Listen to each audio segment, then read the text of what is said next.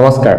centre for career এক্সচেঞ্জত আপোনালোক সকলোকে মই স্বাগতম জনাইছো আশা কৰিছো আপোনালোক সকলো ভালে আছে আৰু আপোনালোকৰ প্ৰস্তুতি পূৰ্ণগতিত চলাই আছে আজি মই আপোনালোকৰ মাজলৈ এটা খুব ইম্পৰ্টেন্ট টপিক লৈ আহিছো যেটো হৈছে চিফ মিনিষ্টাৰ অফ আসাম এতিয়া ইয়াত কোৱেশ্চন কেনেকুৱা ধৰণৰ আহিব পাৰে কোৱেশ্চন আহিব পাৰে যে তোমাৰ এমং all this following তেওঁ চাৰিজনৰ ব্যক্তিৰ নাম দিব পাৰে ক'ব পাৰে যে ইয়াৰ ভিতৰত কোনজন মুখ্যমন্ত্ৰী নহয় হেকাৰণে আমি সব জানিব লাগে যে আমাৰ মুখ্যমন্ত্ৰী কোন কোন আছিল আৰু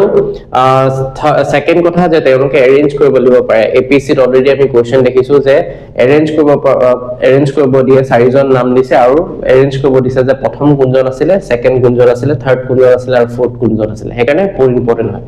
এতিয়া প্ৰথম মুখ্যমন্ত্ৰী আছিল লোকপ্ৰিয় গোপীনাথ বৰদলৈ তাৰছত বিষ্ণুৰাম মেধি বিমলা প্ৰসাদ চলিহা মহেন্দ্ৰ মোহন চৌধুৰী শৰৎ চন্দ্ৰ সিংহ গুলাব বৰবৰা যোগেন্দ্ৰনাথ হাজৰিকা সাইদা আনোৱাৰা তাইমুৰ ঠিক আছে তেওঁ একমাত্ৰ মহিলা মুখ্যমন্ত্ৰী কেশৱ চন্দ্ৰ গগৈ হিতেশ্বৰ শইকীয়া প্ৰফুল্ল কুমাৰ মহন্ত দ্বিতীয়বাৰৰ বাবে হিতেশ্বৰ শইকীয়া ডক্টৰ ভূমিধৰ বৰ্মন আকৌ দ্বিতীয়বাৰৰ বাবে প্ৰফুল্ল কুমাৰ মহন্ত তৰুণ গগৈ তেওঁ তিনটা কাৰ্যকাল থাকিলে তাৰপিছত সৰ্বানন্দ সোণোৱাল আৰু শেষত এতিয়া বৰ্তমান চলি আছে doctor Himanta Biswa Sarma thank U